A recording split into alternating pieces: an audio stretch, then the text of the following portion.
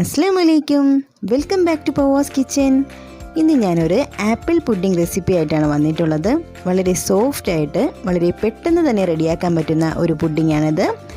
വീഡിയോയിലേക്ക് പോകുന്നതിന് മുമ്പായി എൻ്റെ ഈ ചാനൽ ആദ്യമായിട്ട് കാണുകയാണെങ്കിൽ പ്ലീസ് ഒന്ന് സബ്സ്ക്രൈബ് ചെയ്തേക്കണേ.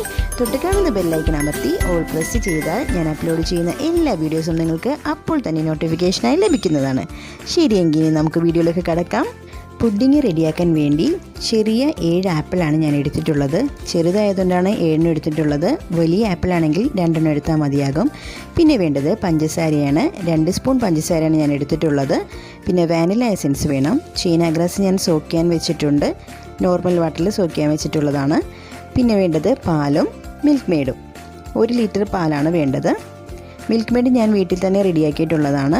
പാൽപ്പൊടി കൊണ്ട് റെഡിയാക്കിയിട്ടുള്ള മിൽക്ക് മെയ്ഡാണ്. ഇതിൻ്റെ വീഡിയോ നിങ്ങൾക്ക് അടുത്തതായിട്ട് തന്നെ ഞാൻ ഇടുന്നതാണ്. അപ്പോൾ നമുക്ക് ഇത്രയും ഐറ്റംസാണ് ആപ്പിൾ പുഡിംഗ് റെഡിയാക്കാൻ വേണ്ടത്.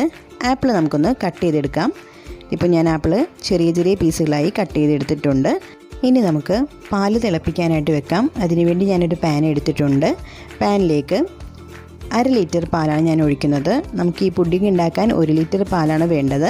അപ്പോൾ 1/2 ലിറ്റർ പാലിൽ നമുക്ക് ആപ്പിൾ ഒന്ന് വേവിച്ചെടുക്കണം. അതിന് വേണ്ടിയിട്ടാണ് ഞാനിപ്പോൾ പാനിൽ പാൽ ഒഴിച്ചിട്ടുള്ളത്. ഇനി നമുക്ക് ഇതിലേക്ക് ആപ്പിൾ ചേർത്ത് കൊടുക്കാം.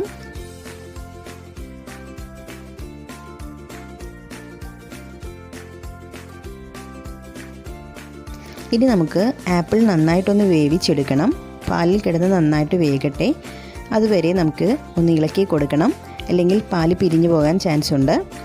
അപ്പോൾ നന്നായിട്ട് വേവിച്ചെടുത്തതിന് ശേഷം ആപ്പിൾ തണുത്തതിന് ശേഷം നമുക്ക് മിക്സിയിലിട്ട് നന്നായിട്ടൊന്ന് അരച്ചെടുക്കണം. ഇപ്പോൾ ആപ്പിൾ നന്നായിട്ട് വെന്തിട്ടുണ്ട്. നമുക്കിനി ഫ്ലെയിം ഓഫ് ചെയ്ത് ഇത് തണുക്കാനായിട്ട് വെക്കാം.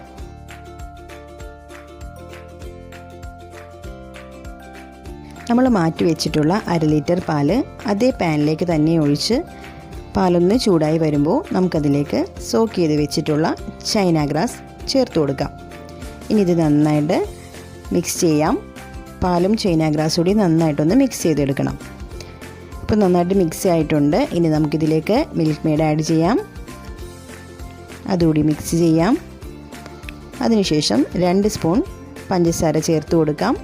മധുരം നിങ്ങൾക്ക് ആവശ്യാനുസരണം ചേർക്കാവുന്നതാണ്. ഇപ്പോൾ ഞാൻ മിൽക്ക് മെയ്ഡ് ഒഴിച്ചുകൊണ്ടിട്ടാണ് 2 സ്പൂൺ ചേർക്കുന്നത്.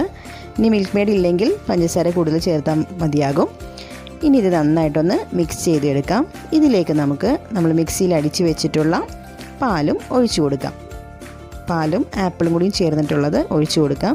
ഇനി ഇത് നന്നായിട്ട് മിക്സ് ചെയ്യാം. ഫ്ലെയിം ഓഫ് ചെയ്യണം, അല്ലെങ്കിൽ ഇത് കട്ട പിടിക്കും. അപ്പോൾ നമുക്ക് ഫ്ലെയിം ഓഫ് ചെയ്തതിന് ശേഷം വേണം ഇത് മിക്സ് ചെയ്യാനായിട്ട്. ഇനി ഇതിലേക്ക് 1 സ്പൂൺ വാനില എസൻസ് കൂടി ആഡ് ചെയ്യാം. എല്ലാം കൂടി നന്നായിട്ടൊന്ന് മിക്സ് ചെയ്തതിന് ശേഷം നമുക്കത് മറ്റൊരു പാനിലേക്ക് അരിച്ചൊഴിക്കാം.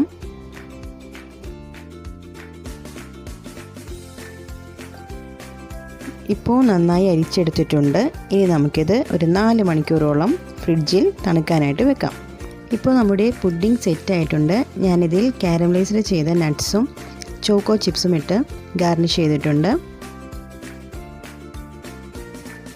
ഇനി നമുക്കിത് കട്ട് ചെയ്ത് സെർവ് ചെയ്യാം. വളരെ ടേസ്റ്റി ആയിട്ടുള്ളൊരു ഡെസേർട്ടാണിത്. നിങ്ങളും ഇത് ട്രൈ ചെയ്ത് നോക്കണം. റെസിപ്പി ഇഷ്ടപ്പെട്ടാൽ ലൈക്ക് ചെയ്യാനും കമൻറ്റ് ചെയ്യാനും ഷെയർ ചെയ്യാനും മറക്കരുത്. Thank you.